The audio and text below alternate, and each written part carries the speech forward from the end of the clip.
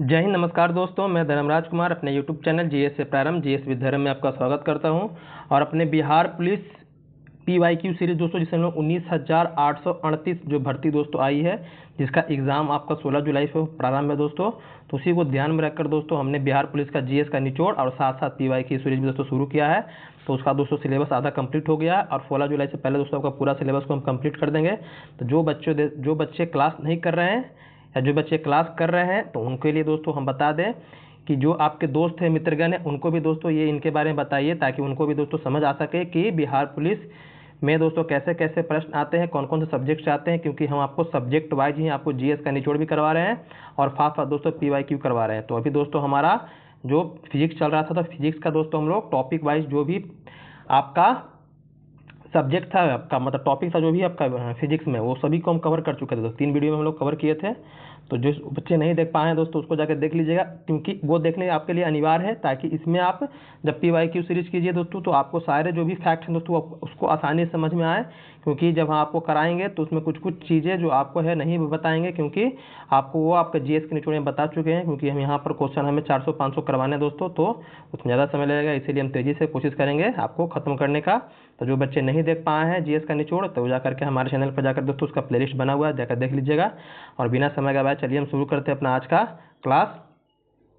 तो आज का हमारा पहला क्वेश्चन है दोस्तों, वही बताएं कि हम टॉपिक वाइज भी जो PYQ भी करेंगे, तो टॉपिक वाइज नहीं करेंगे दोस्तों। तो हमारा पहला क्वेश्चन है कि किस उपकरण के उपयोग से किसी तरल पदार्थ के विशिष्ट घनत्व को मापा जाता है। घनत्व की बात करें तो घनत्व दोस्तों हम लोग हाइड्रोमीटर से मापते हैं। घनत्व वो एक आप बताए थे, एक आर्द्रता बताए थे, तो घनत्व हम लोग हाइड्रोमीटर से मापते हैं। और जो आपका आर्द्रता है दोस्तों हाइग्रोमीटर से मापते हैं। बाकी आपका फोनोमीटर से ध्वनि की तीव्रता मापते हैं। हाइड्रोमीटर के बारे में बता दिए। एमीटर से हम लोग विद्युत धारा मापते हैं। और हाइग्रोमीटर ये बता रहे थे आपको क्या, तो आर्द्रता मापते हैं। ये भी ध्यान रखिएगा आप लोग। आगे आते हैं, कौन सा ऊर्जा का मात्रक नहीं है। ऊर्जा का मात्रक नहीं है जहाँ पर दोस्तों आपका जैसे आपका किलोवाट है दोस्तों, तो किलोवाट आपका क्या है, शक्ति का मात्रक है, ये आपका ऊर्जा का मात्रक नहीं है। बाकी किलोवाट घंटा हो गया, जूल हो गया, न्यूटन मीटर हो गया दोस्तों, ये क्या है, तो ये आपका ऊर्जा का मात्रक है। ये भी याद रखिएगा, जो आप किलोवाट घंटा देख रहे हैं, जूल देख रहे हैं, न्यूटन मीटर देख रहे हैं, तो ये आपका कार्य का ही मात्रक है। क्या है, ये आपका कार्य का ही मात्रक है। क्योंकि ऊर्जा और कार्य का मात्रक दोनों क्या होता है, दोनों समान होता है। ये भी ध्यान दीजिएगा, कभी कभी प्रश्न आपसे पूछ देता है। और 1 जूल बराबर होता है 1 न्यूटन इंटू 1 मीटर। मतलब कि अगर आपसे कार या ऊर्जा पूछ दे, क्या पूछ दे आपसे कि कार या ऊर्जा का फॉर्मूला क्या होता है, तो कार या ऊर्जा का फॉर्मूला बोलेगा दोस्तों, तो कुछ नहीं होता है, याद रखिएगा, बल गुने क्या होता है, बल गुने विस्थापन होता है। क्या होता है, बल गुने विस्थापन। बल का मात्रक होता है न्यूटन, विस्थापन का मात्रक होता है आपका मीटर, तो न्यूटन मीटर हो गया, ये भी ध्यान दीजिएगा। 1 जूल बराबर बता दिए 1 न्यूटन मीटर होता है, 1 न्यूटन मीटर होता है, ये हम लोग समझ चुके हैं। आगे आते हैं हम लोग। अगला क्वेश्चन हमारा है कि प्रकाश वर्ष किसका मात्रक है। तो बता दिए प्रकाश वर्ष किसका मात्रक है, तो दूरी का मात्रक है, ये हम पढ़ा चुके हैं। 1 वर्ष में प्रकाश दूरता है कि दूरी जो होता है वो प्रकाश वर्ष दोस्तों कहलाता है। अगर 1 प्रकाश वर्ष बोलेगा तो 1 प्रकाश वर्ष में आपका 9.46 इंटू 10⁻15 मीटर होता है। और यही आपको किलोमीटर में पूछ देगा आपसे, तो किलोमीटर में क्या हो जाएगा, यही आपका जो 10⁻15 लिखा है वो हो जाएगा 12 दोस्तों, क्या हो जाएगा 12 हो जाएगा। इसको भी ध्यान दीजिएगा, बाकी आपका नंबर आगे का वही रहेगा। आगे आते हैं पार्सेक। पार्सेक क्या है, तो बताएं पार्सेक दूरी का सबसे बड़ा मात्रक है। अगर कोई पूछ दे कि पार्सेक क्या है, तो ये भी दोस्तों दूरी का मात्रक, जिस तरह से प्रकाश वर्षों की तरफ तो क्या होता है, दूरी का मात्रक हो, मतलब कि दूरी का मात्रक ही पार्सेक होता है। अगर 1 पार्सेक में बोले कितना प्रकाश वर्ष होता है, 3.26 होता है दोस्तों, प्रकाश वर्ष होता है। ये भी ध्यान दीजिएगा, ये भी दूरी का मात्रक ही है। आगे आते हैं विषम। इसमें क्या करना है, विषम निकालना है। जैसे आपका वोल्ट मीटर, अमीटर, गैल्वेनोमीटर और अल्टीमीटर। जो वोल्ट मीटर, अमीटर और गैल्वेनोमीटर दोस्तों ये क्या है, तो ये आपका विद्युत धारा संबंधित है। किससे संबंधित है, विद्युत धारा से संबंधित है। वोल्ट मीटर पर दोस्तों हम लोग क्या करते हैं, विद्युत धारा का जो वोल्टेज होता है उसको मापते हैं। अमीटर पर विद्युत धारा मापते हैं। और गैल्वेनोमीटर दोस्तों उससे हम लोग क्या मापते हैं, तो किसी भी जो परिपथ है दोस्तों उसमें धारा प्रवाहित हो रहा है कि नहीं, उसकी उपस्थिति को मापते हैं हम लोग गैल्वेनोमीटर से। लेकिन अल्टीमीटर दोस्तों क्या मापते हैं, ऊंचाई मापते हैं। क्या मापते हैं, ऊंचाई मापते हैं। तो यहाँ पर कौन अलग है आपका, तो अल्टीमीटर अलग है, ये ध्यान दीजिएगा। आगे आते हैं, कौन अदिश राशि है। सदिश अदिश के लिए आपको फंडा बताया था, वो और बा का कंडीशन बताया था, मतलब कि वो और बा का हम बता रहे सक्सेसफुल नहीं है, लेकिन कहीं कहीं देखिएगा वो सक्सेस भी कर जाता है। जैसे आपका देखिए यहाँ पर अदिश राशि, तो जिसमें दोस्तों व और ब आ रहा है सदिश राशि होगा, जिसमें व ब नहीं आ रहा है क्या है, अदिश राशि। यहाँ पर है ऐसा कोई, देखिए यहाँ पर शक्ति में व ब नहीं आ रहा, तो क्या है दोस्तों, ये अदिश राशि है। कहीं कहीं आपको बताया था ये काम कर जाता है। भूकंप किस में पाने पर मापते हैं, तो भूकंप दोस्तों हम लोग रिएक्टर में मापते हैं। किस में मापते हैं, रिएक्टर में मापते हैं। ये भी ध्यान दीजिएगा। आते हैं आगे, कौन सा ऊर्जा का इकाई नहीं है? ऊर्जा का इकाई दोस्तों कौन नहीं है? तो न्यूटन। न्यूटन किसका इकाई है दोस्तों? बल का इकाई है। क्या है ये? बल का इकाई है, ये भी ध्यान दीजिएगा। बाकी अर्ग जो दोस्तों ये आपका ऊर्जा का इकाई है, जूल भी है। इलेक्ट्रॉन वोल्ट है दोस्तों, ये भी आपका ऊर्जा की इकाई है। आगे आते हैं हम लोग, कौन सी राशि अदिश नहीं है? अदिश इसमें से कौन नहीं है? याद रखिए, तो इसमें दूरी आपका अदिश है, चाल आपका अदिश है, समय आपका अदिश है, विस्थापन लेकिन क्या दोस्तों सदिश है। देखिए वो ब बताए थे, वो ब जिसमें आएगा क्या होगा? आपका सदिश होगा। तो यहाँ वो और ब आ रहा है तो ये क्या हो जाएगा? आपका सदिश हो जाएगा। तो ये याद रखिएगा, कहीं कहीं काम कर जाता है जो बताएं वो ब का आप कंडीशन बताए थे आपको। आगे आते हैं, निम्नलिखित में कौन विद्युत शक्ति की इकाई नहीं है? विद्युत शक्ति की इकाई नहीं है, तो विद्युत शक्ति की इकाई दोस्तों आपका वाट प्रति सेकंड जो है ये आपका नहीं है। बाकी वाट हो गया, वोल्ट एम्पियर हो गया, जूल सेकंड हो गया दोस्तों आपका विद्युत शक्ति का है, लेकिन वाट सेकेंड आपका दोस्तों ये शक्ति का इकाई नहीं है, बल्कि किसका है? तो ऊर्जा का इकाई है, भी ध्यान दीजिएगा। अगर 1 वाट बोलेगा दोस्तों, वाट दोस्तों आपका शक्ति का ही होता है, तो 1 वाट बोलेगा तो जूल बटा क्या होता है? सेकंड होता है। मतलब कि 1 जूल प्रति सेकंड क्या होता है? 1 वाट बराबर होता है दोस्तों, ये भी ध्यान दीजिए। कभी कभी एग्जाम में आपसे सिंपल ऐसे ही प्रश्न आ जाते हैं। आगे प्रतिरोध की इकाई, तो प्रतिरोध की इकाई क्या होता है? तो प्रतिरोध की इकाई आपका होता है ओम। यहीं आ जाता है प्रतिरोधकता क्या होता है? तो ओम मीटर होता है। दोनों में अलग अलग उसकी बात हम बताए थे आपको। बाकी प्रतिरोध बोलेगा तो इसका फॉर्मूला तो दोस्तों R बराबर V बाई आर। आर बराबर क्या होता है? V बाई आर, ये भी ध्यान दीजिएगा। FPS मतलब कि हो गया आपका फुट सेकेंड हो गया में आपका जो द्रव्यमान की इकाई है, एक होता है SI मात्रक होता है, एक होता है आपका SI मात्रक, एक पहले जो होता था दोस्तों FPS होता था आपका फुट पाउंड और सेकंड का मतलब कि पैमाना होता था, उससे हम लोग द्रव्यमान की इकाई मापते थे। तो इसमें आपसे द्रव्यमान की इकाई पूछ देगा तो पाउंड हो जाएगा। क्या हो जाएगा? पाउंड। याद रखिएगा, ये जो किलोग्राम है दोस्तों द्रव्यमान का SI मात्रक है। क्या SI यूनिट में दोस्तों आपका मात्रक पूछेगा तब किलोग्राम होगा। अगर FPS में फुट पाउंड सेकंड में पूछेगा दोस्तों तो आपका पाउंड हो जाएगा, ये भी ध्यान दीजिएगा। आगे आते हैं कि वह संख्या जिसे यूरोपीय देश मिलियन कहते हैं। मिलियन मतलब कि हम लोग जो यूरोपीय संघ मिलियन कहते हैं उसको हम लोग क्या कहते हैं दोस्तों? हम लोग कहते हैं, अगर यूरोपियन लोग कह रहे हैं मिलियन मतलब कि 1 मिलियन कह रहे हैं तो उसको हम लोग क्या कहते हैं दोस्तों? 10 लाख कहते हैं। क्या कहते हैं हम लोग अपनी भारतीय भाषा में क्या कहते हैं उसको? 10 लाख कहते हैं। तो 10 लाख यहाँ देख लीजिए कौन होगा? 10 लाख यहाँ पर कौन होगा? तो ऑप्शन बी है दोस्तों, ये क्या होगा आपका? 10 लाख होगा। ये भी ध्यान दीजिएगा, 10 टू द पावर 6 होता है वो 10 लाख आपका होता है। दूध की शुद्धता किसे मापते हैं? दूध की शुद्धता दोस्तों हम लोग लैक्टोमीटर से मापते हैं, ये भी ध्यान रखने वाली बात है आपके लिए। अगर इसके आविष्कार के बारे में बोले तो डिकास ने इसका आविष्कार किया था। सदिश राशि कौन है? तो सदिश राशि के बारे में बताए थे यहाँ पर। तो जैसे देखिए, वेग हो गया, द्रव्यमान हो गया, समय हो गया, लंबाई। जैसे वो के कंडीशन बताए थे, कहीं कुछ अपवाद भी याद रखें। जैसे आपका द्रव्यमान अपवाद है, लंबाई अपवाद है, विद्युत धारा आपका अपवाद है। यहाँ पर वेग क्या है दोस्तों? आपका सदिश राशि, ये भी ध्यान दीजिएगा, तभी आप वो कंडीशन पकड़ सकते हैं, नहीं तो फिर दोस्तों गलत हो जाता है। कौन सा यंत्र तरल पदार्थों की विशिष्ट गुरुत्व को मापता है? तरल पदार्थों के विशिष्ट गुरुत्व कौन मापता है? तो आपका जो हाइग्रोमीटर है ये मापता है दोस्तों। नहीं, हाइग्रोमीटर तो आपका आदता मापता है, ये हाइड्रोमीटर दोस्तों ये मापने का काम करता है, ये भी ध्यान दीजिएगा। आते हैं हम लोग, ऑप्शन बी हो गया आपका ग्रेविमीटर होता है दोस्तों, पानी की सतह का तेल की उपस्थिति का पता लगाता है। हाइड्रोमीटर के बारे में बता दिए हम, जो घनत्व का मापता है, गुरुत्व घनत्व उसको मापता है। हाइग्रोमीटर आपका आर्द्रता का मापता है। हिप्सोमीटर दोस्तों समुद्र से ऊंचाई को ज्ञात करने का काम करता है। अब एक प्रकाश वर्ष में क्या दिया है? किलोमीटर भी दिया है आपका, मीटर भी दिया है। तो मीटर दिया रहता है दोस्तों, तो आपका क्या होता है?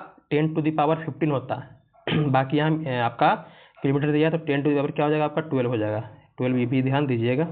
आगे है कि सूर्य से पृथ्वी की अधिकतम दूरी कितनी है? तो सूर्य से पृथ्वी की अधिकतम दूरी 152.1 मिलियन किलोमीटर है। 1 मिलियन किलोमीटर याद रखिए, 152.1 मिलियन किलोमीटर क्या है? सूर्य से पृथ्वी की दोस्तों दूरी है। बाकी सूर्य का प्रकाश पृथ्वी तक आने में लगभग 500 सेकंड दोस्तों लगता है, जिसको हम लोग 8 मिनट 16 सेकंड कह सकते हैं। कौन सी ऊष्मा की इकाई नहीं है? ऊष्मा की इकाई कौन नहीं है दोस्तों? तो फोन आपकी ऊष्मा की इकाई नहीं है। बाकी कैलोरी हो गया, जूल हो गया, BTU है दोस्तों, ये आपका ऊष्मा की इकाई है। लेकिन आपका फोन दोस्तों ऊष्मा की इकाई नहीं, फोन बल्कि किससे संबंधित है? तो ये ध्वनि से संबंधित दोस्तों है, ये भी ध्यान रखना है आपको। आगे है कि वायु दाब को मापने के लिए किस यंत्र का इस्तेमाल करते हैं? तो वायु दाब मापने के लिए दोस्तों बैरोमीटर का इस्तेमाल करते हैं। किसका कहते हैं? तो बैरोमीटर का हम लोग इस्तेमाल करते हैं। आगे आते हैं कि तापमान की इकाई निम्नलिखित में से कौन नहीं है? तापमान की दोस्तों केल्विन भी होती है, सेल्सियस भी होती है आपकी। उसके बाद आते हैं फ़ारेनहाइट भी होता है, लेकिन कैंडेला नहीं होता है। कैंडेला किसका होता है? तो ज्योति तीव्रता का होता है। ज्योति तीव्रता का होता है मात्रक कैंडेला। बाकी फ़ारेनहाइट हो गया, केल्विन हो गया, सेल्सियस आपका तापमान का इकाई दोस्तों है, ये भी याद रखना है। ओडोमीटर से हम लोग क्या मापते हैं? तो ओडोमीटर पर हम लोग दूरी मापते हैं। क्या मापते हैं? गाड़ी में देखते हैं लगा रहता है ओडोमीटर, उससे क्या मापते हैं? दूरी मापते हैं। कौन सी ध्वनि की इकाई है? ध्वनि की इकाई कौन सी है? तो ध्वनि की इकाई सर डेसिबल है। कौन है? डेसिबल है। बाकी कैलोरी हो गया ऊर्जा का, एम्पियर विद्युत धारा का, वोल्ट हो गया आपका विभवांतर का दोस्तों। आगे आते हैं, किन दो भौतिक राशियों का मात्रक समान होता है। ये इसी की हम बात कर रहे थे कि आपसे एग्जाम में कभी कभी पूछता है किन दो भौतिक राशियों की मात्रक समान है। तो यहाँ पर बल का मात्रक न्यूटन होता है, ऊर्जा का मात्रक क्या होता है, जूल होता है। बल का मात्रक न्यूटन, त्वरण का मात्रक क्या होता है, मीटर प्रति सेकंड स्क्वायर, तो ये तो होगा नहीं। वेग का मात्रक होता है मीटर प्रति सेकंड स्क्वायर, और चाल का ही मात्रक क्या होता है, मीटर प्रति सेकंड स्क्वायर। मतलब ये दोनों का मात्रक क्या दोस्तों, सेम है, ये भी ध्यान रखिएगा। आगे आते हैं हम लोग, कौन मूल मात्रक नहीं है। मूल मात्रक बताया, 7 मात्रक के बारे में बता दिए थे कि कौन मूल मात्रक नहीं है। तो देखिए, ये मीटर आपका मूल मात्रक है, बिल्कुल है सर। लंबाई का मात्रक है, लंबाई वाला मूल राशि है। सेकंड भी हमारा मूल मात्रक है। एम्पियर भी हमारा मूल मात्रक है, क्योंकि ये मूल राशि का मात्रक है। ओम आपका मूल मात्रक नहीं है, बल्कि क्या है, व्युत्पन्न मात्रक है। क्या है, व्युत्पन्न मात्रक है। और ये प्रतिरोध का मात्रक है, इसको भी ध्यान रखिएगा। आगे आते हैं कि एसआई मात्रक में वोल्ट समान जो है, वोल्ट्स मान नियतांक का मान होता है। एसआई मात्रक में वोल्ट्स मान का अगर मान पूछ दे आपसे, तो 1.38 इंटू 10⁻⁻23 जूल प्रति केजी होता है। इसको दिमाग में बैठा लीजिएगा। कभी कभी प्रश्न आपको ये बिहार पुलिस में देखने के लिए मिलता है, बाकी आपको अन्य एग्जामों में थोड़ा सा सिंपल देता है, याद रखिएगा। भार का इकाई, भार के बारे में बता दिए थे, भार द्रव्यमान में अंतर बता दिए थे। तो भार का इकाई क्या होता है आपका, तो ये आता है न्यूटन होता है। क्या होता है आपका, न्यूटन होता है, इसको भी ध्यान रखिएगा। और सीजीएस पद्धति में बोलेगा दोस्तों, डाइन होता है। क्या होता है, डाइन होता है। एक न्यूटन बराबर कितना डाइन होता है, तो 10⁵ डाइन होता है, ये भी ध्यान रखिएगा। वहीं पे बल के विमीय समीकरण, आयाम के बारे में बता दिए थे हमको कि आयाम कैसे निकलता है। एमएलटी के बारे में बता दिए थे। तो बल के लिए आपको निकालने के लिए आपको या तो इसका फॉर्मूला पता होना चाहिए या इसका मात्रक पता होना चाहिए। तो बल का मात्रक आपको पता है न्यूटन, लेकिन न्यूटन कैसे बनता है, तो न्यूटन सर पता है हमको किससे बनता है, तो न्यूटन सर बनता है आपका केजी से और इंटू मीटर प्रति सेकंड होता है। मतलब कि जो हमारा बल का फॉर्मूला होता है सर, वो क्या होता है, द्रव्यमान गुना त्वरण होता है। तो केजी को बताए थे क्या लिखना है, एम लिखना है।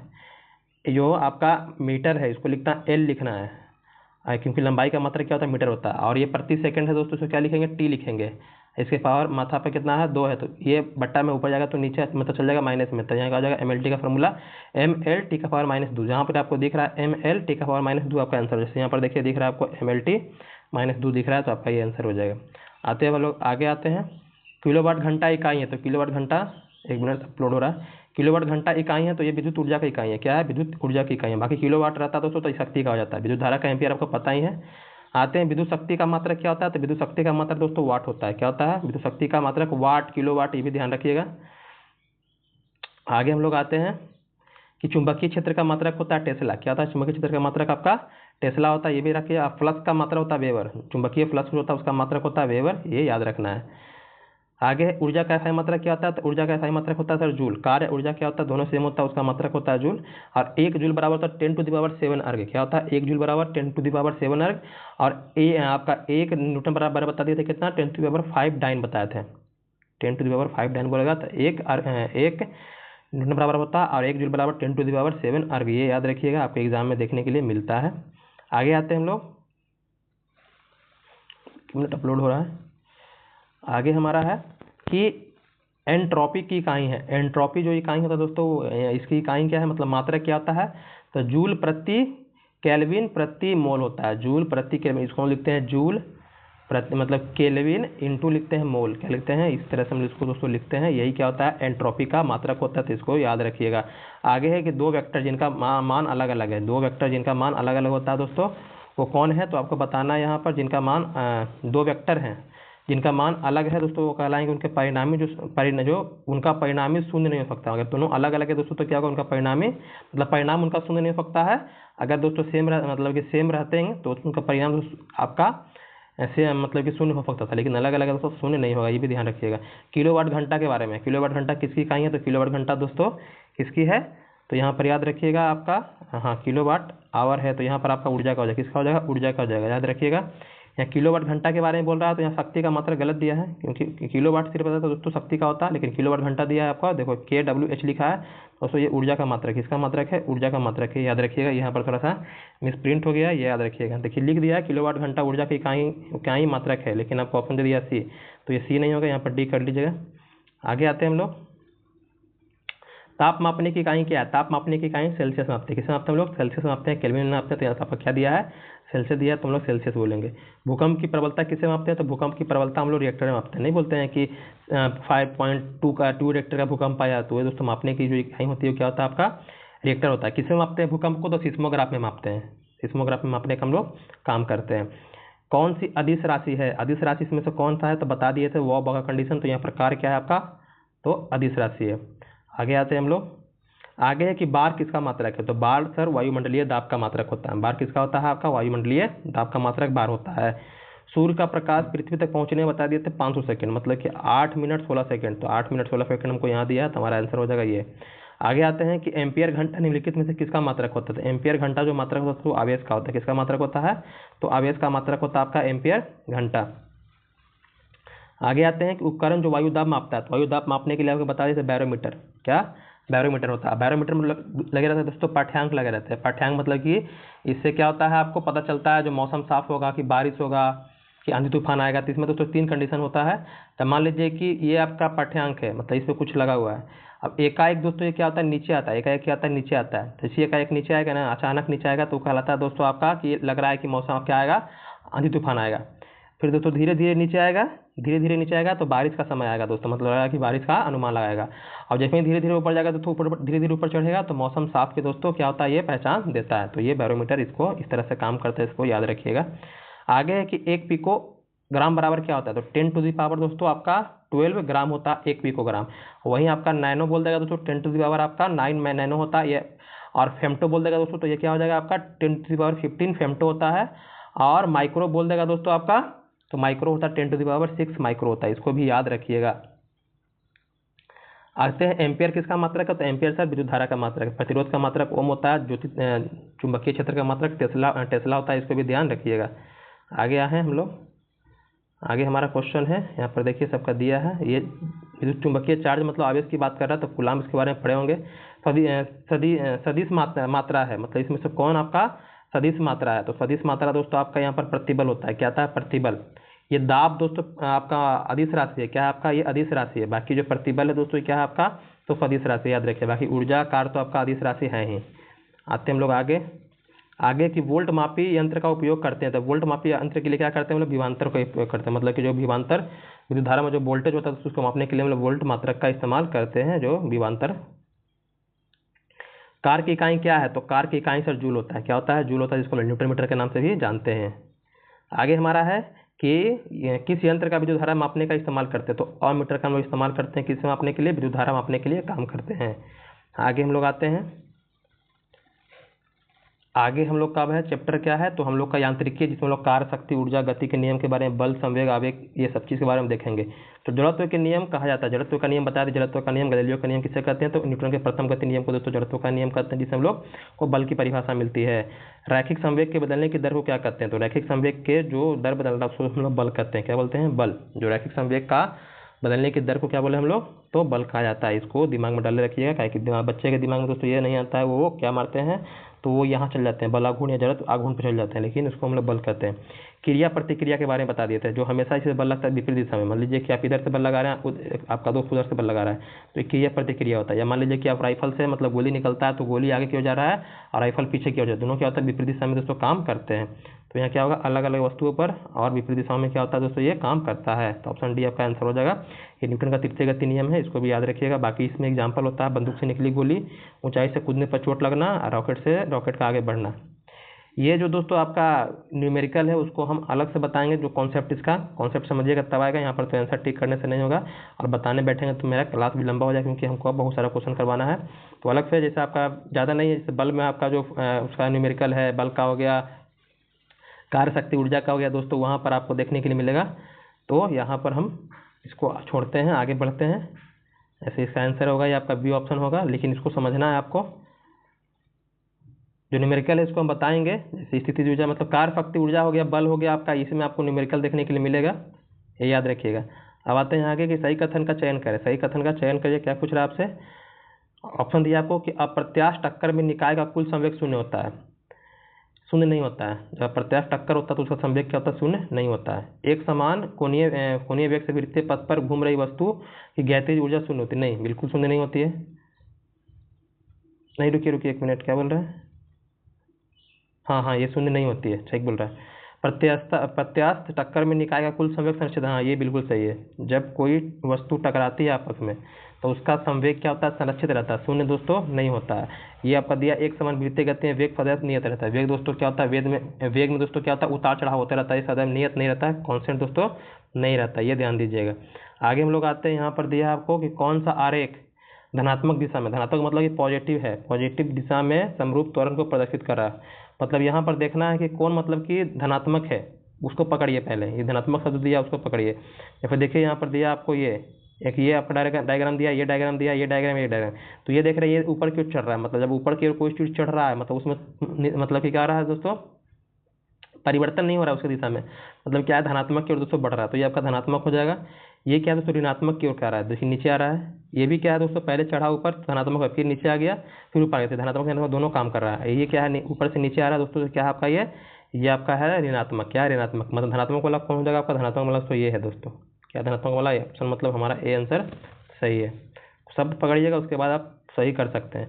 रॉकेट की कार्य प्रणाली का सिद्धांत क्या है, तो रॉकेट जो काम करता है दोस्तों आपका गति के तृतीय नियम पर, या उसी को बोलते हैं संवेग संरक्षण सिद्धांत पे काम करता है। ये याद रख लीजिएगा, दिमाग में बैठा लीजिएगा, ये हमेशा आपसे प्रश्न बिहार पुलिस में पूछता है। देखिए यहाँ पर दिया है 2010 में, 12 में, 20 में, 21 में, सब में दोस्तों ये आपको देखने के लिए मिलता है। तो रॉकेट या तो देगा रेखीय संवेग संरक्षण सिद्धांत, नहीं तो दे देगा तृतीय गति नियम, न्यूटन का तृतीय गति नियम पर भी दोस्तों ये काम करता है आपका रॉकेट, याद रखिएगा। आगे हम लोग आते हैं कि चलती कार में अचानक ब्रेक लगने पर, मान लीजिए गाड़ी चल रहा है, अचानक ब्रेक लगता है, यात्री क्या होता है, आगे की ओर झुकता है। आप देखे होंगे गाड़ी में बैठे होंगे, बस में, ऑटो में बैठे होंगे, तो ये क्यों होता है दोस्तों, ये होता है दोस्तों गति की जड़त्व के कारण, क्योंकि गाड़ी दोस्तों गति में है, तो हमारा शरीर भी क्या होता है, गाड़ी के साथ गति में रहता है। लेकिन अचानक ब्रेक लगता है दोस्तों, तो हमारा जो बॉडी है तो गति में रहना पसंद करता है, लेकिन दोस्तों वहाँ पर क्या होता है, गाड़ी रुक जाता है और हमारा बॉडी रहता है गति में, तो इसलिए क्या होता है दोस्तों, आगे की ओर झुक जाता है। तो ये गति के जड़त्व के कारण होता है। न्यूटन के प्रथम गति नियम को हम लोग जड़त्व का नियम बोलते हैं दोस्तों। आगे हम लोग आते हैं, जड़त्व के बारे में बताया। जड़त्व जो होता है वो द्रव्यमान का दोस्तों मापक होता है, द्रव्यमान से हम लोग क्या जड़त्व को मापते हैं। एक समान गति से दर्शाने वाले वेग आलेख का ढाल होता है। तो जब एक समान गति से क्या होता है, आपका वेग समय आलेख दर्शा रहा है, तो उसका ढाल दोस्तों क्या होगा, शून्य होगा। क्या होगा दोस्तों, उसका ढाल शून्य होगा, ये ध्यान दीजिएगा।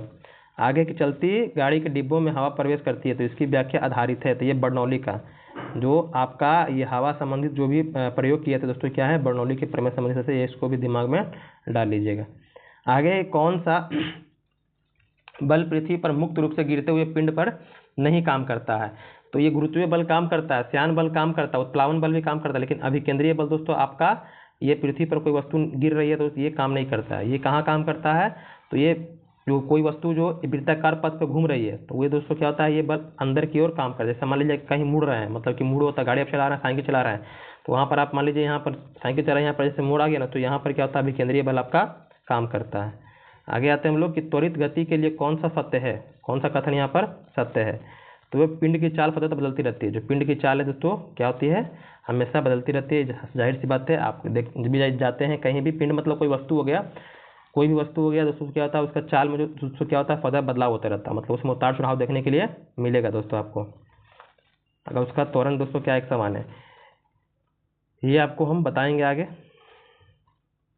अलग से बताएंगे इसको वीडियो बना करके। त्वरण ज्ञात करने के लिए सही समीकरण क्या, त्वरण के बारे में बता दिए थे कि जो अंतिम वेग होता है उसको प्रारंभिक वेग से घटाते हैं। मान लीजिए कि आप यहाँ पर 5 सेकंड चले, मतलब 5 मीटर प्रति सेकंड चलें, बताए थे आपको। उसके बाद आपका 10 मीटर प्रति सेकंड क्या होता है, स्पीड होता है, कितना सेकंड बाद, 2 सेकंड बाद। तो इसमें जो अंतर हुआ दोस्तों वही क्या होता है, त्वरण होता है। मतलब कि अंतिम वेग हो गया ये आपका, ये प्रारंभिक वेग हो गया। अंतिम वेग को हम लोग v लिखते हैं, तो v माइनस यू बटा टी होता है। ऑप्शन क्या हो जाएगा, ए हो जाएगा आपका। इसी को हम लोग बोलते हैं त्वरण। क्या बोलते हैं इसको हम लोग, त्वरण बोलते हैं दोस्तों। आगे आते हैं, अब दिया चाल 108 किलोमीटर प्रति घंटा का तात्पर्य, मतलब इसको चेंज करना है क्या, मीटर प्रति सेकंड में। तो कुछ नहीं कीजिएगा, इसको 108 से क्या कीजिएगा, इसमें आप गुना कर दीजिएगा किससे, तो आपको छोटा करना है तो 5/18 से कर दीजिए। किससे कर दीजिएगा, 5/18 से। अगर मतलब कि किलोमीटर प्रति घंटा से क्या लाना है, मीटर प्रति सेकंड, छोटा करना तो 5/18 से कीजिएगा, और इसी को बड़ा करना रहता है। जैसे मान लीजिए इसको काटेंगे कितना, 6 बार में कटेगा, मतलब 30 आ जाएगा। कितना आ जाएगा आपका, 30 मीटर प्रति सेकंड। इसी को 30 मीटर प्रति सेकंड है, इसको हमें क्या करना है, आपको मीटर प्रति सेकंड, इसको हमें चेंज करना है किलोमीटर प्रति घंटा। मतलब कुछ नहीं करना है, जो अभी छोटा से बड़ा किया था ना, तो क्या कीजिएगा, 18 को ऊपर लिख दीजिएगा और 5 को नीचे लिख दीजिएगा। मतलब कुछ नहीं करना है आपको। देखिए सिंपल, 108 है, इसको चेंज करना है क्या चाहिए हमको, मीटर प्रति सेकंड में। तो 1 किलोमीटर में कितना होता है, 1000 होता है, 1000 मीटर। और 1 घंटा में कितना मिनट, 1 सेकंड होता है, तो 3600 सेकंड होता है, 3600 सेकंड होता है। अब इसी को काटते हैं हम लोग, 1 से 0 से 1, ये कट गया, और 36 दिया कितना होता है, 36 दिया आपका होता है 108।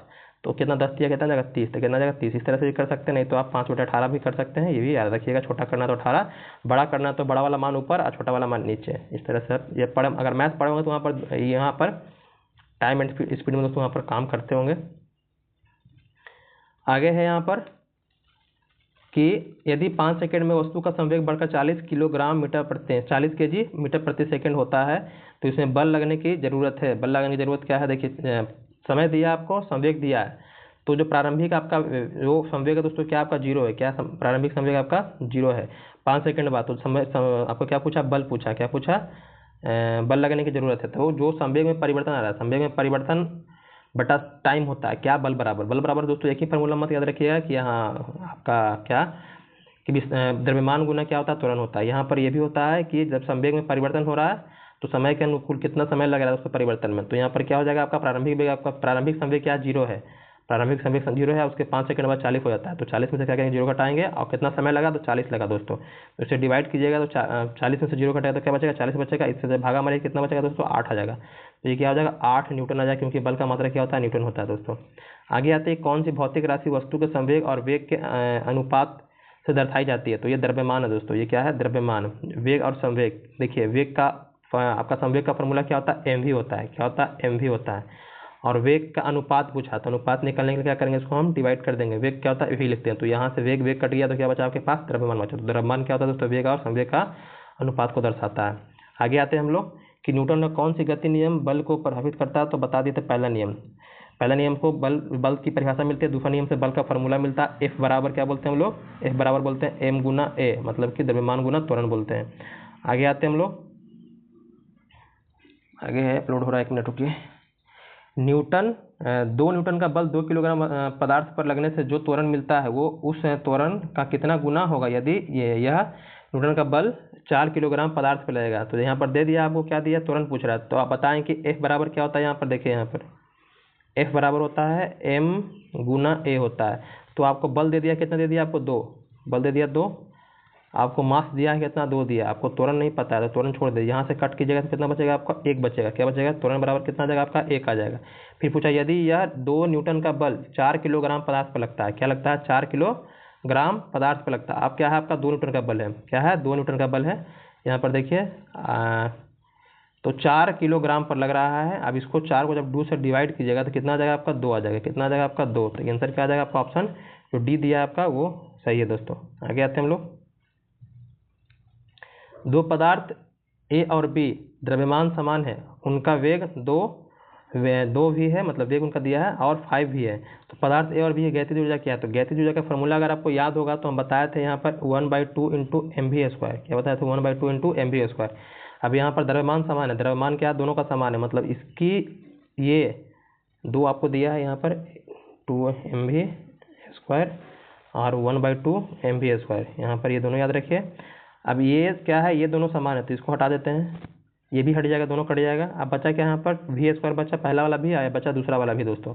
तो पहला वाला भी क्या है आपका, 2 भी है, तो 2 भी का स्क्वायर क्या हो जाएगा, 4 भी हो जाएगा। तो भी मतलब कट जाएगा, वो आपका अनुपात है। तो यहाँ पर 4 आ जाएगा और यहाँ पर 5 का स्क्वायर कितना आ जाएगा, 25 आ जाएगा। मतलब कि 4 अनुपात क्या आ जाएगा, 25 आ जाएगा आपका आंसर, 4:25। ये थोड़ा सा मतलब कि कॉन्सेप्ट आपका क्लियर रहता तो समझ में आता है, इसलिए हम बोल रहे हैं कि आपको अलग से ये मैथ्स जो है आपको अलग से पढ़ाएंगे ताकि आपको समझ में आ जाए, इसलिए। लेकिन यहाँ पर आ रहा है तो हम बताते चल रहे हैं। न्यूटन गति कितने नियम है, तो न्यूटन गति के 3 नियम है। कितने नियम है, तो 3 नियम है, इसको ध्यान में रखिएगा। प्रथम गति नियम, द्वितीय गति नियम और तृतीय गति नियम। एक अश्व शक्ति में कितने वाट होते हैं, तो 746 वाट होते हैं। कितने, तो 746 वाट होते हैं। आगे है कि आकाश में आकाश में उड़ते पक्षी में होती है कौन सी ऊर्जा होती है। तो दोस्तों याद रखिएगा, जब आकाश में जब पक्षी उड़ती है ना तो उसमें गैतिज और स्थितिज ऊर्जा दोनों काम करती है। गैतिज ऊर्जा और स्थितिज ऊर्जा दोनों काम करती है, उसको हम लोग यांत्रिक ऊर्जा कहते हैं। क्या बोलते हैं, उसी को हम लोग यांत्रिक ऊर्जा कहते हैं। तो यहाँ पर अगर ऑप्शन दिया होगा गैतिज और स्थितिज दोनों तो हमारा आंसर होगा, नहीं दिया होगा दोस्तों तो हम इनमें से कोई नहीं टिक करेंगे। दिया है गैतिज ऊर्जा और स्थितिज ऊर्जा दोनों उसमें क्या होता है, काम करता है। आगे आते हैं गति के सूत्र, s बराबर ut प्लस 1/80² में s का मतलब ये s जो है दोस्तों क्या है, दूरी को डिनोट करता है। किसको डिनोट करता है, दूरी को डिनोट करता है। u आपका प्रारंभिक वेग, t आपका समय हो गया और a मतलब त्वरण हो गया। तो जहाँ दूरी आपका दिया होगा वही होगा। देखिए दूरी दिया है तो ये क्या होगा, t सेकेंड में तय की गई दूरी आपका क्या होगा, s होता है दोस्तों। आगे आते हैं हम लोग, आगे है क्या, तो आगे हमारा एक गोली टकराती है और एक अनुप्रस्थ घर्षणहीन मेज पर पड़े एक ठोस ब्लॉक में धंस जाती है। इस प्रक्रिया में कौन सी भौतिक राशि सुरक्षित है, तो इसमें आपका कुल जो संवेग है क्या होता है, संवेग में दोस्तों कोई परिवर्तन आपका नहीं होता, वो संरक्षित रहता है। तो यहाँ पर क्या होगा दोस्तों, कुल संवेग हमारा संरक्षित होगा।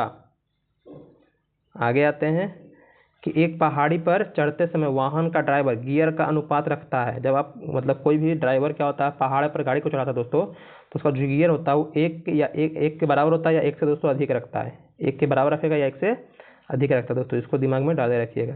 आगे आते हैं हम लोग। आगे कि एक कार और भरी हुई एक ट्रक रास्ते पर समान गति से चलती हुई ट्रक से तुलना की जाए तो कार धारण करेगी कौन, मतलब कि धारण क्या करेगी, तो यहाँ पर दिया अधिक गतिज ऊर्जा, अधिक स्थितिज ऊर्जा, कम गतिज ऊर्जा या कम गतिज ऊर्जा। यहाँ पर ट्रक की तुलना में कार धारण करेगी, तो ट्रक की तुलना में कार दोस्तों क्या करेगी, कम गतिज ऊर्जा दोस्तों धारण करेगी। ये भी ध्यान रखिएगा, क्योंकि वहाँ पर क्या है, द्रव्यमान उसका ज़्यादा है। क्या है, उसका द्रव्यमान ज़्यादा है, किसका, ट्रक का द्रव्यमान ज़्यादा है। तो यहाँ पर जाहिर सी बात है उसका क्या होगा, आपका गतिज ऊर्जा ज़्यादा धारण करेगा कौन, आपका ट्रक।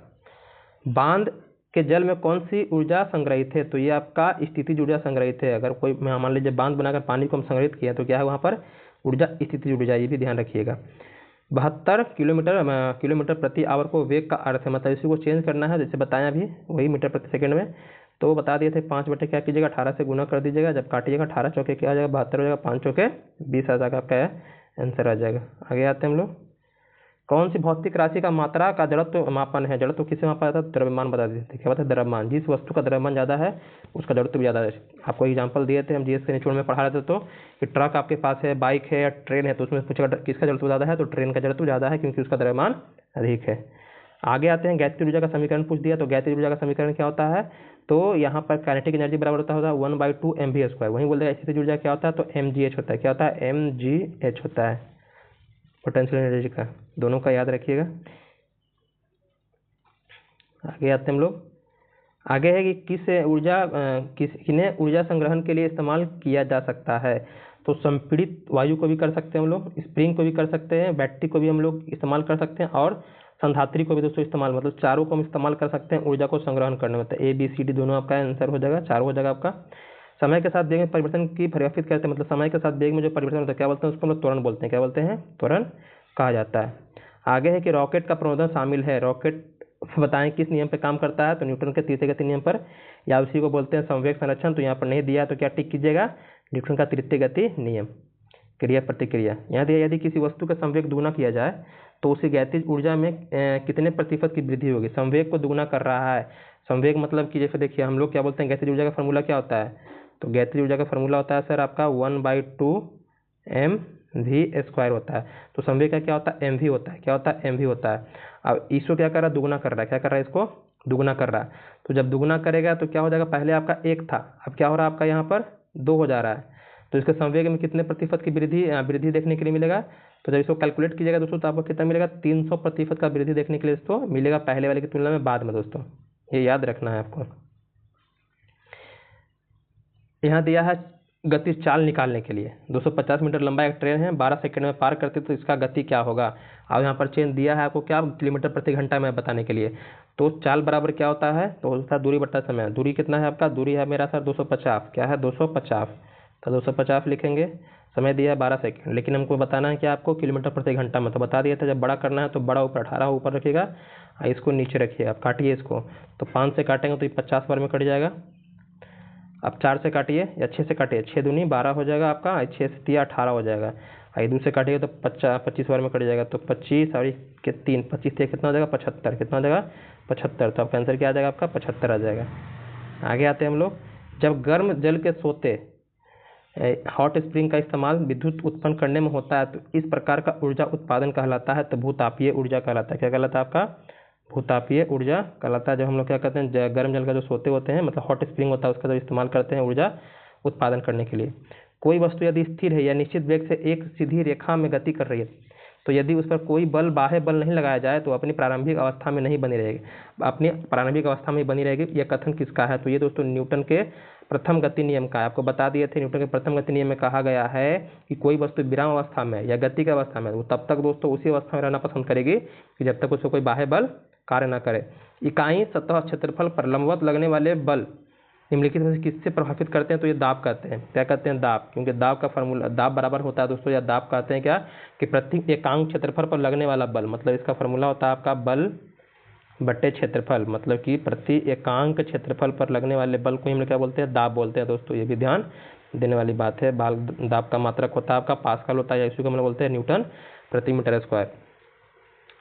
मुक्त पतन उदाहरण है। मुक्त पतन किसका उदाहरण है दोस्तों? तो मुक्त पतन है एक समान त्वरण वाली गति का।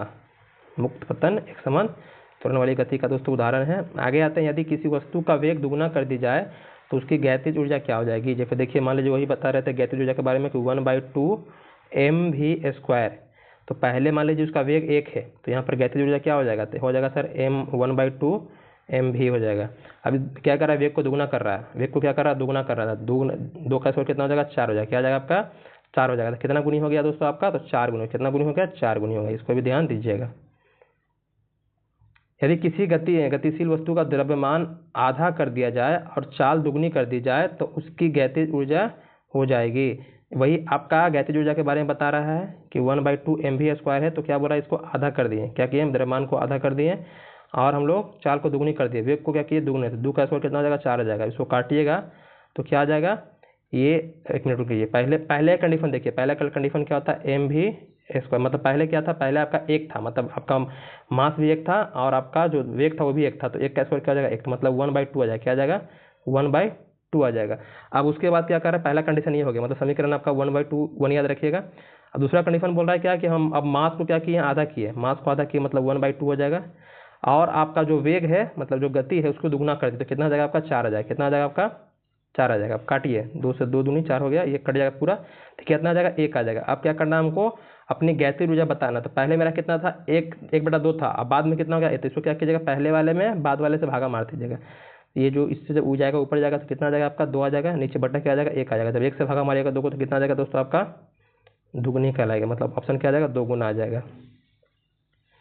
आगे आते हैं हम लोग। किसका जड़त्व इसमें अधिकतम है? वही बताए थे कि रेलगाड़ी का जड़त्व क्या है दोस्तों? अधिकतम है, क्योंकि हम लोग जड़त्व को द्रव्यमान से मापते हैं। द्रव्यमान किसका इसका है यहाँ पर सबसे ज़्यादा? तो रेलगाड़ी का है। आते हैं कि जब कोई वस्तु मुक्त रूप से पृथ्वी की ओर गिरती है तो उसकी कुल ऊर्जा क्या है?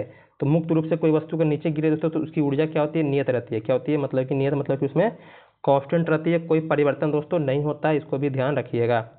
आगे आते हैं कि सरल आवर्त गति करते हुए पिंड की स्थितिज ऊर्जा अधिकतम होती है जब विस्थापन होता है a मीटर तक दोस्तों। मतलब उसका आयाम क्या होता है? a के बराबर जब होता है दोस्तों तो क्या होता है? उसका विस्थापन यहाँ पर अधिकतम माना जाता है। सबसे मूल बलों में दुर्बल है। तो सबसे दुर्बल बल कौन है दोस्तों? सबसे दुर्बल बल की बात करेगा तो चुंबकीय बल यहाँ पर जो इसमें जो दिया है दोस्तों इसके हिसाब से आपका सबसे दुर्बल बल क्या हो जाता है? चुंबकीय बल हो जाता है। नहीं तो ऐसे सबसे जो दुर्बल बल होता है दोस्तों आपका वो वंडर बल होता है जो ग्रेफाइट में दोस्तों लगता है। बांध में संग्रहित जल है जिसे बताएं दिए कि आपकी स्थितिज ऊर्जा है। आगे आते हैं कि गति के तीसरे नियम के अनुसार बल एवं प्रतिबल क्या होते हैं? तो समान दिशा में अलग अलग वस्तुओं पर समान दिशा में नहीं काम करते हैं। विपरीत दिशाओं में एक ही वस्तुओं पर काम करते हैं, नहीं अलग अलग वस्तुओं पर काम करते हैं। आगे आते हैं हम लोग कि समान दिशा में एक ही वस्तु पर नहीं, बिल्कुल नहीं। तो सब विपरीत दिशाओं में अलग अलग वस्तुओं पर काम करते हैं। क्या आपका? ये न्यूटन का तृतीय गति नियम क्रिया प्रतिक्रिया। यहाँ पर ग्राफ दिया है। ग्राफ में आपका त्वरण दर्शाना है, समान त्वरण दर्शाना है। मतलब कि एक समान देखिए उसमें उतार चढ़ाव नहीं होना चाहिए। जैसे देखिए एक समान नहीं है। देखिए कभी ऊपर कभी नीचे हो रहा है। ये भी देखिए ऊपर से नीचे आ रहा है। यहाँ भी क्या आ रहा है? ऊपर नीचे हो रहा है। लेकिन ये देखिए आपका क्या एक समान त्वरण से दोस्तों गति कर रहा है। जब फिगर देखिएगा तो फिगर से आपको समझ में आ जाए कौन एक समान त्वरण से चल रहा है, कौन एक समान त्वरण से नहीं चल रहा है। ये तो ऑप्शन आपका क्या हो जाएगा? ए हो जाएगा। आगे आते हैं कि समीकरण v = u + at क्या जानकारी देता है? तो दोस्तों ये क्या है? तो ये वेग समय ग्राफ का दोस्त मतलब कि वेग समय क्या हमें जानकारी देता है। मान लीजिए कि यहाँ पर आपको वेग निकालना है, समय निकालना है, तो यहाँ पर हम लोग निकाल सकते हैं ये। तो वेग समय का दोस्तों एक फंक्शन है कौन आपका? इसे v = u + at दोस्तों। बस अचानक रुक जाती है स्थिति में बस सवार यात्री आगे की ओर। इसके बाद तो चर्चा कर चुके थे कि गति का प्रथम नियम दोस्तों इस पर लागू होता है। आगे हम लोग आते हैं। आगे आपका कि निम्नलिखित कण एक ही गतिज ऊर्जा के साथ चल रहे हैं तो उसमें सबसे अधिक संवेग किसका होगा।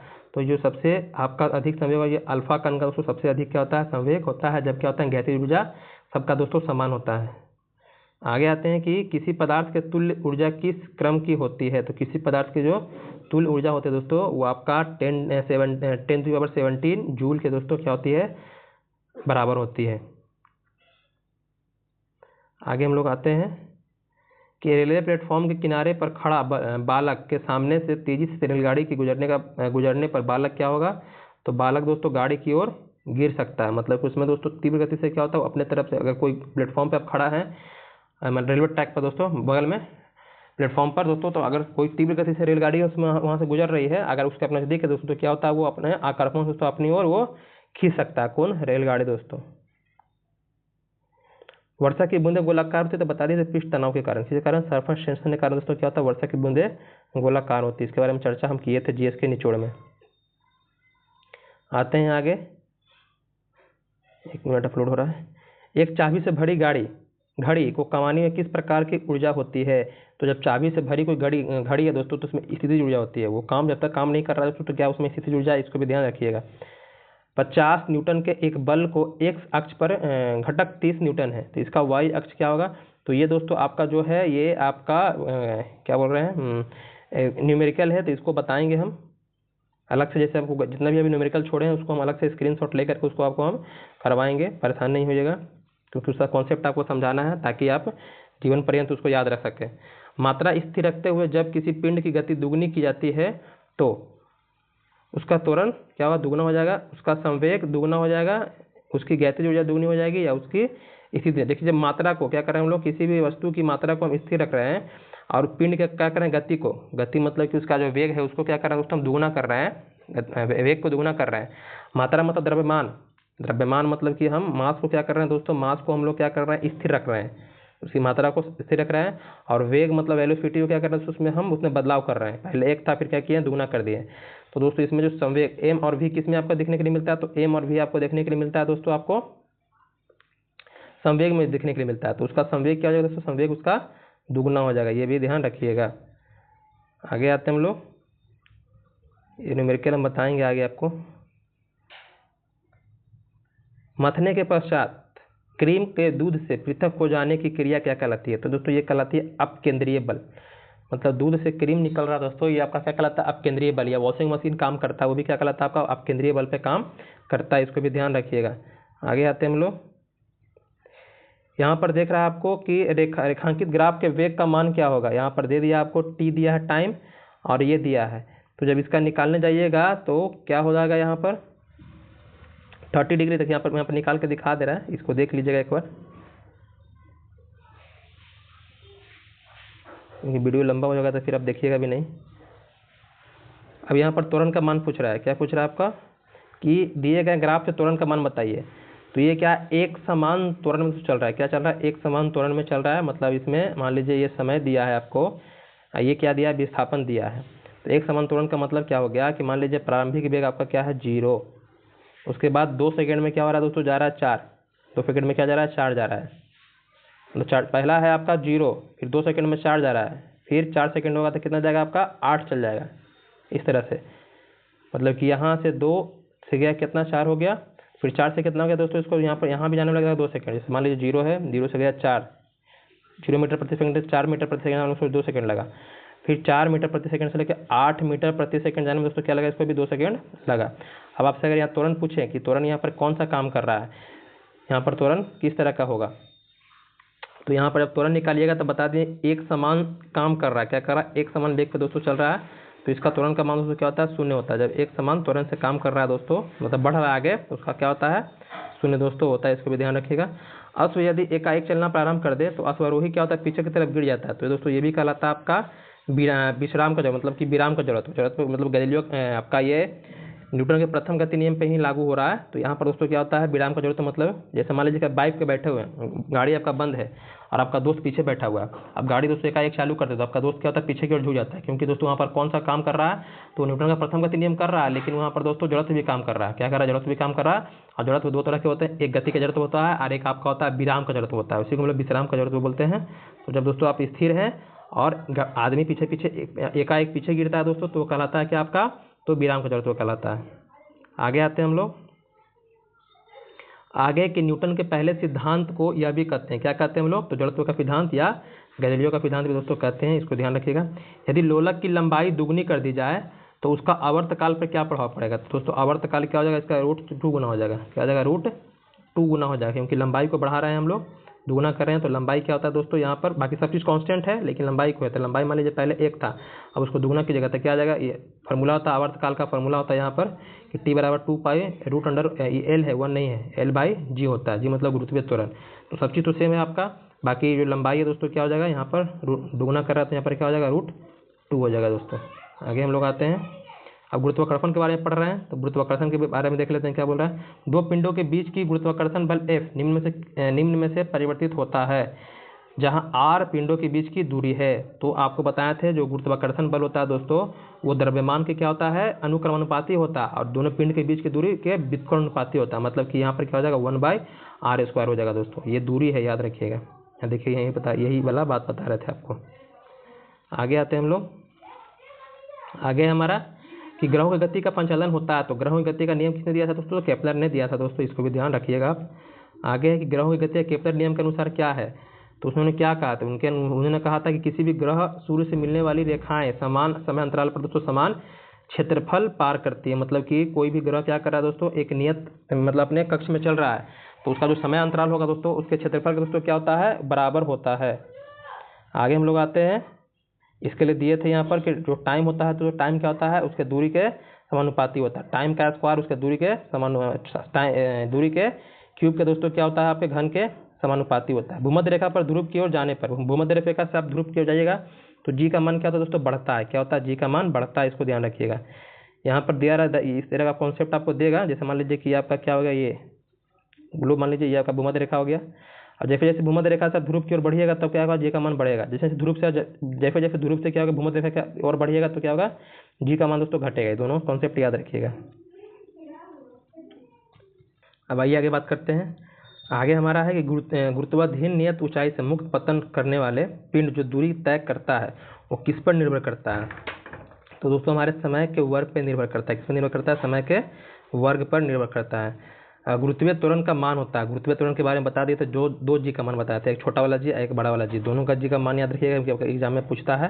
तो छोटा वाला जी का मान क्या है दोस्तों, 9.8 मीटर प्रति सेकंड स्क्वायर होता है, ये ध्यान रखिएगा।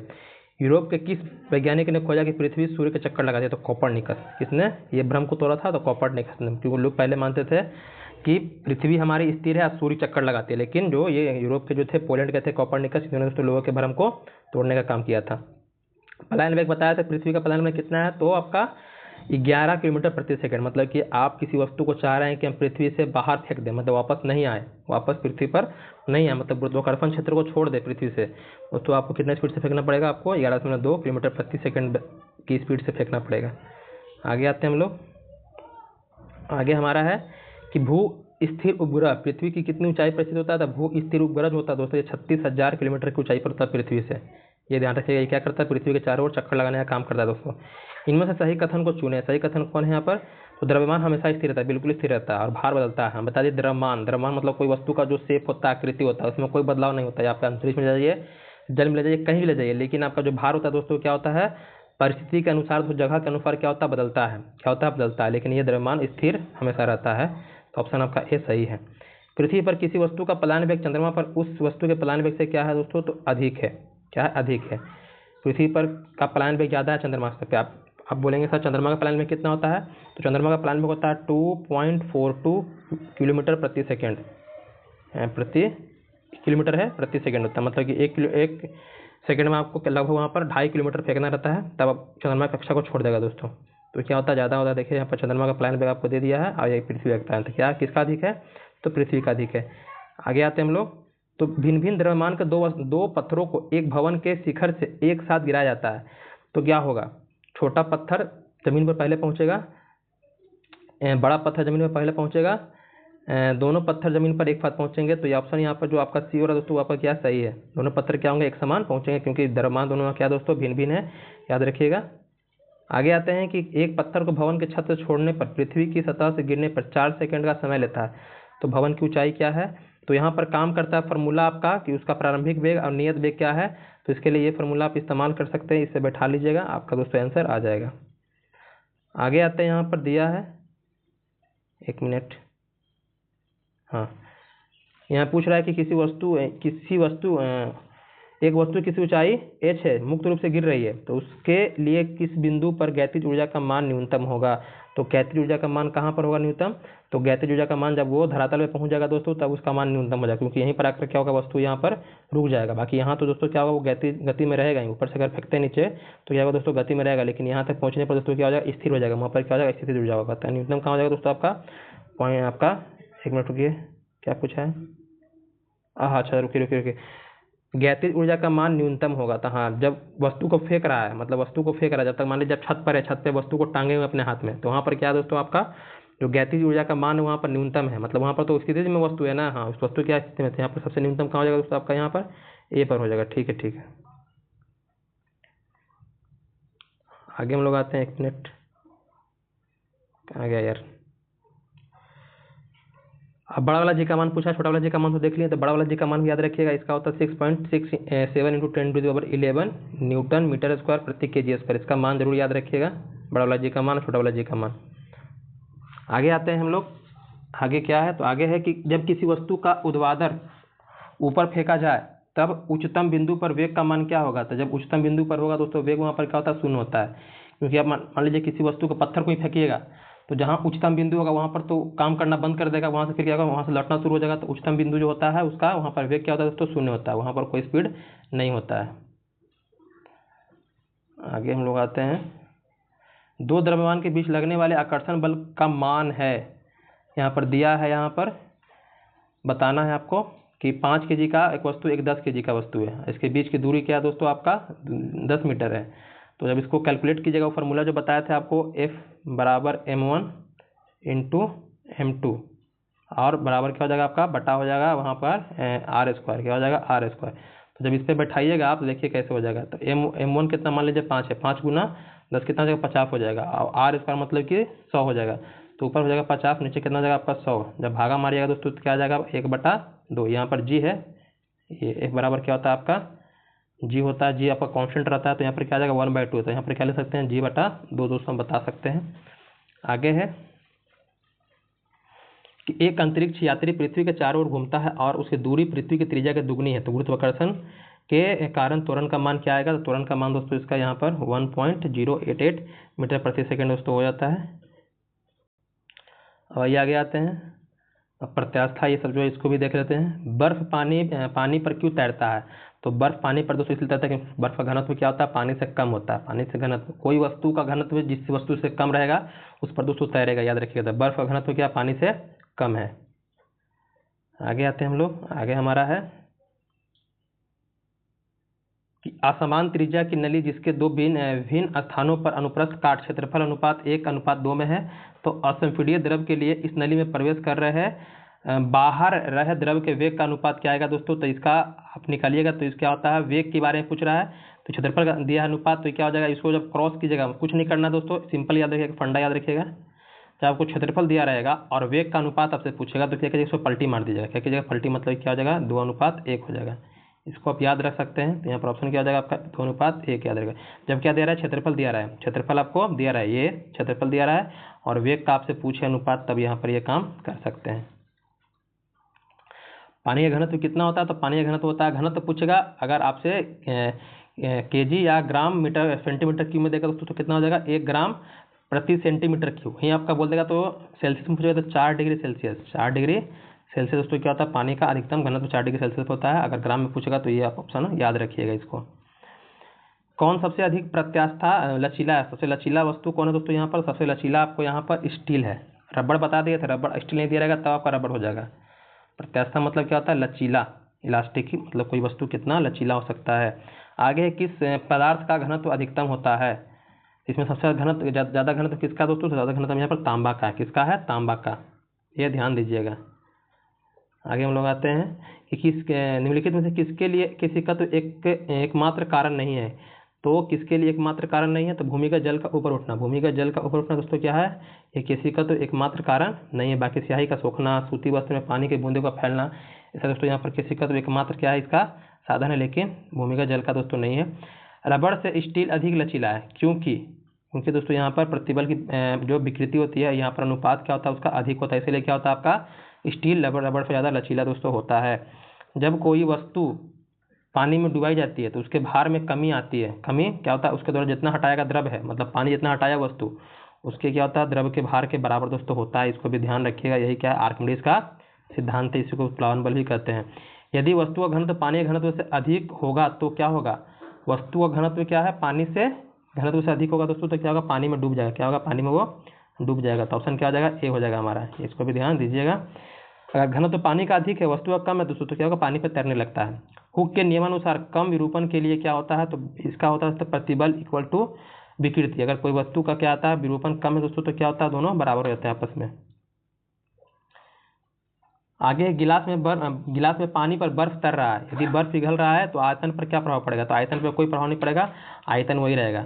अगर आप क्या कर रहे हैं, आपके पास बर्फ है, बर्फ से भरा आपका गिलास है दोस्तों, अगर वो पिघलता है दोस्तों तो क्या होता है? उसका आयतन बदलता नहीं है, वही रहता है। ये भी ध्यान दीजिएगा। लोहे की तिल्ली भरी हुई है। एक नाव तालाब के पानी में तैर रही है। जब लोहे की तिल्ली को हटा दिया जाता है तो पानी का स्तर क्या होगा दोस्तों? घटेगा। पानी का स्तर क्या हो जाएगा दोस्तों? ये घट जाता है। अब उष्मा पे आते हैं, थोड़ा बहुत क्वेश्चन और देख लेते हैं। ऑक्सीजन गैस के लिए मोलर विशिष्ट ऊष्माओं का अनुपात जिसमें कंपन विधि नहीं होती है, ये तो आपका होता है 7/5 होता है। क्या होता है? 7/5। इसको याद रखिएगा। वायु के क्षैतिज संचलन से होने वाले ताप का स्थानांतरण क्या कहलाता है? वायु के क्षैतिज, तो ये अभिवहन कहलाता है। क्षैतिज रूप से चल रहा है तो क्या कहलाएगा? अभिवहन कहलाएगा। संवहन जो होता है ठोस द्रव और गैस में होता है। आचालन विधि क्या होता है दोस्तों? आपका ठोस वस्तु में होता है।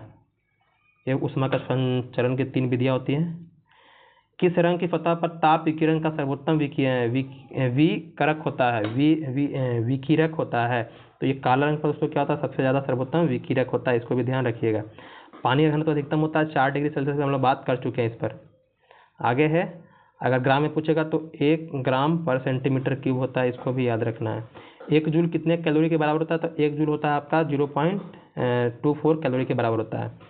आगे है कि 40 डिग्री सेल्सियस को क्या करना? फ़ारेनहाइट होता है। इसके लिए आपको फॉर्मूला बताए थे हम, उसमें से आप फ़ारेनहाइट केल्विन सब निकाल सकते हैं। बताए थे C/100 इक्वल टू F-32/180 बराबर बताया थे आपको K-273 बताए थे। तो जिसका बोलेगा उसका निकाल लीजिए। क्या बोला? सेल्सियस का बोला, फ़ारेनहाइट का बोला। तो यहाँ पर क्या कीजिए? सेल्सियस फ़ारेनहाइट को बैठा दीजिए। तो सेल्सियस कितना बोला आपको? 40। तो यहाँ पर क्या हो जाएगा? -40 हो जाएगा, 500 हो जाएगा। और एफ क्या हो जाएगा? F-32 रहेगा ही, इसको कुछ नहीं कीजिए। अब यहाँ पर क्या आ जाएगा? आपका 180 आ जाएगा। अब यहाँ से कट कीजिए, ये 0 से ये 0 कट गया, ये 0 से आपका ये 0 कट गया। तो बचा क्या आपका? ये 18, ये 4 कितना हो जाएगा? मल्टीप्लाई कीजिए क्रॉस, तो क्या आ जाएगा आपका? F-32 इक्वल टू माइनस क्या हो जाएगा यहाँ पर? 72। क्या आ जाएगा? 72 आ जाएगा। अब जब इसको क्या कीजिएगा? इसको इधर भेजिएगा, 32 को क्या भेजिएगा? इस तरह भेजिए, प्लस में आ जाएगा। और 72 में से 32 घटेगा कितना बचेगा? 40। कितना बचेगा आपका? 40, -40 बचेगा। कितना बचेगा? -40 हो जाएगा आपका आंसर। तो उसे बैठा के देख लीजिएगा, आपका आंसर तीनों निकल जाता है। तीनों ही पूछता है कभी कभी आपसे एग्जाम में। मानव शरीर का तापमान कितना होता है? केल्विन में अलग होता है, फ़ारेनहाइट में अलग होता है, सेल्सियस में अलग होता है। तो यहाँ पर क्या पूछा आपसे? तो फ़ारेनहाइट नहीं पूछा। फ़ारेनहाइट में क्या होता है? 98.4 डिग्री फ़ारेनहाइट होता है, कहीं कहीं 6 भी दिया रहेगा। अगर सेल्सियस पूछेगा तो 37 डिग्री पूछिए बोलिएगा। केल्विन में पूछेगा 310 केल्विन, याद रखिएगा, तीनों याद रखिएगा। फ़ारेनहाइट तापमापी का ऊपरी तथा निचले बिंदु के मध्य अंतराल कितना होता है? मतलब अंतर पूछा, सबसे ऊपर का सबसे नीचे का दोस्तों। तो सबसे नीचे जो नीचे होता है वो 0 डिग्री फ़ारेनहाइट होता है, और सबसे आपका ऊपर होता है 180। मतलब कि जो फ़ारेनहाइट होता है तो 180 भाग में बटा रहता है। 180 भाग में से आपका ये डिग्री सेल्सियस होता है वो क्या होता है? 100 में बटा रहता है ना। उसी तरह से आपका ये फ़ारेनहाइट क्या होता है दोस्तों? आपका 180 में बटा रहता है। तो क्या हो जाएगा? सबसे उसका उच्चतम और निचतम में अंतर कितना हो जाएगा? 180 का अंतर हो जाएगा। जब 180 में से 0 घट जाएगा तो कितना आएगा? आपका 180 आएगा। सामान्य पुरुष के शरीर का तापमान कितना होता है? तो सामान्य पुरुष के शरीर का तापमान वही 36 लगभग 37 डिग्री हम लोग बोलते हैं। तो 36.9 डिग्री सेल्सियस तो होता है। शब्द इंसोलेशन, जिसको आपतन का अर्थ क्या होता है? तो दोस्तों इंसोलेशन का अर्थ होता है आपका आने वाली जो स्वविकिरण, जो सूर्य से हमारे विकिरण आते हैं उसी को बोलते हैं हम लोग इंसोलेशन बोलते हैं। चिमनी से धुआं किस सिद्धांत से बाहर निकलता है? तो चिमनी से जो धुआं निकल रहा है दोस्तों वो क्या निकल रहा है? तो ये आपका संवहन विधि द्वारा निकल रहा है। किससे निकल रहा है दोस्तों? संवहन विधि के द्वारा निकल रहा है, इसको ध्यान दीजिएगा। संवहन विधि के द्वारा चिमनी से धुआं निकलता है। आगे है कि यदि वायुमंडल दाब पारे के 176 सेंटीमीटर सामान्य दाब पर कम हो तो पानी का तापमान उबलेगा 100 डिग्री सेल्सियस। तो कम तापमान पर दोस्तों क्या होगा? उबलना शुरू कर देगा। दाब बढ़ने पर बर्फ गलना क्या होता है? दाब जैसे जैसे बढ़ाइएगा बर्फ गलना क्या होता है? तो घटता जाता है। क्या होता है? घटता जाता है। जैसे जैसे प्रेशर लगाइएगा। जब पानी जमता है तो उसका आयतन क्या होता है? देखते हैं कि पानी जमेगा ना तो उसका आयतन क्या होता है? बढ़ जाता है। क्या होता है? आयतन उसका बढ़ता है, याद रखिएगा। इसीलिए क्या होता है? ठंड के समय में पानी का जब पाइप होता है तो फट जाता है जमने के कारण। आदर्श गैस के संबंध में समतापीय परिवर्तन में ऊर्जा होती है। क्या होती है? तो दोस्तों जो आदर्श गैस होता है वहाँ पर ऊर्जा क्या होती है दोस्तों? आदर्श गैस में वहाँ पर स्थिर होता है। क्या होता है? कांस्टेंट रहता है। ये ध्यान दीजिएगा। एक सौर जल हीटर से गर्म जल कब प्राप्त नहीं किया जा सकता है? तो दोस्तों आप बादल के छाए वाले दिन में क्या करते हैं? सौर ऊर्जा से प्राप्त नहीं कर सकते हैं आप, मतलब कि वो सौर जो प्लेट लगता है वो किस समय आप इस्तेमाल नहीं कर सकते हैं? तो जो छाया वाला दिन होता है तो उस समय हम इस्तेमाल नहीं कर सकते। बाकी धूप वाले दिन कर सकते हैं, गर्म दिन वाले कर सकते हैं, हवा दाढ़ वाले दिन भी कर सकते हैं, लेकिन जब बादल छाया रहता है तो उस समय उसका इस्तेमाल नहीं कर सकते हैं। किसी पदार्थ का क्वथनांक दाब में वृद्धि के साथ क्या होता है दोस्तों? तो बढ़ता है। किसी पदार्थ का, मान लीजिए पानी है, पानी में नमक डालते हैं दोस्तों तो क्या होता है? वो बढ़ता है क्वथनांक। या उसे प्रेशर डालेंगे तो भी दोस्तों क्या होता है? बढ़ता है। संगलन की गुप्त ऊष्मा क्या होती है? तो संगलन की जो गुप्त ऊष्मा होती है दोस्तों वो ठोस द्रव अवस्था में परिवर्तन के लिए क्या होती है? गुप्त ऊष्मा कहलाती है संगलन की गुप्त ऊष्मा। ऊनी कपड़े सूती वस्त्र की अपेक्षा गर्म होते हैं। क्यों होते हैं? क्योंकि दोस्तों ये तापमान के अच्छे रोधक होते हैं, मतलब तापमान को रोकने का दोस्तों अच्छा काम ये करते हैं, इसलिए दोस्तों क्या होते हैं? ये गर्म होते हैं। दोस्तों आज हम 165 तक छोड़ते हैं। अगला क्लास जो होगा दोस्तों उसमें हम लोग बाकी जो क्वेश्चन बचा हुआ है उसको करा देंगे। इस तरह से क्या होगा दोस्तों? आपका फिजिक्स वाला भी खत्म हो जाएगा। तो एक बार जरूर देखिएगा दोस्तों, क्योंकि आपको देखना जरूरी है कि कैसे कैसे आते हैं प्रश्न आते हैं। बाकी 2024 का जो आपका PYQ दोस्तों जो एग्जाम हुआ है उसका PYQ आपको हम देंगे बनाने के लिए, उसको खुद सॉल्व कीजिएगा, क्योंकि आप अगर इतना PYQ कर ले रहे हैं दोस्तों तो उसको आप आसानी से सॉल्व कर सकते हैं। सभी सब्जेक्ट का हम देंगे, PDF बना करके आपको देंगे। अपने टेलीग्राम चैनल से हमारा जुड़ जाइएगा, वहाँ पर दोस्तों आपको वो PDF मिल जाएगा और अपने आसानी से दोस्तों उसको बैठ करके सॉल्व कीजिएगा। मतलब एक बार पढ़ लीजिएगा कि हाँ किसका आंसर क्या होगा। कोई भी डाउट्स होगा दोस्तों हमसे पूछ लीजिएगा, मतलब कि क्वेश्चन भेज दीजिएगा, हमको पर्सनली भेज सकते हैं या हमारे टेलीग्राम चैनल पर भेज सकते हैं दोस्तों। टेलीग्राम चैनल का लिंक आपको हम डिस्क्रिप्शन बॉक्स में दे देंगे वीडियो का, वहाँ पर देख कर दोस्तों आप अपना जुड़ लीजिएगा। और वहाँ पर दोस्तों 9:30 बजे रात को डेली आपको क्यूज भी होता है, तो उससे भी दोस्तों आपको लाभ मिलेगा। धीरे धीरे जो भी बिहार में एग्जाम हो रहा है दोस्तों उसके अनुसार हम क्या करेंगे? अपना सिलेबस को ले चलेंगे, ताकि दोस्तों आपको जो एग्जाम की तैयारी दोस्तों जो एग्जाम की तैयारी से दोस्तों भय लगता है, कैसे एग्जाम दें, कैसे एग्जाम पास करें, क्या पढ़ना है क्या नहीं पढ़ना है, वो सारी चीज़ के बारे में दोस्तों बताएंगे उसमें। तो हमारे चैनल पर जुड़ करके दोस्तों अपने दोस्तों को भी मतलब शेयर कर दीजिए, ताकि उनको भी दोस्तों लाभ हो सके। बाकी तैयारी दोस्तों अच्छे से कीजिएगा, क्योंकि धीरे धीरे समय आपका घट ही रहा है, समय बढ़ने वाला तो नहीं है। अगर एक बार समय चल जाता है दोस्तों फिर वापस उस समय आता नहीं है। तैयारी दोस्तों अच्छे से कीजिए और इस पर सिलेक्शन दोस्तों ले लीजिए। बाकी अच्छे से रहिए और खुश रहिए दोस्तों। धन्यवाद दोस्तों।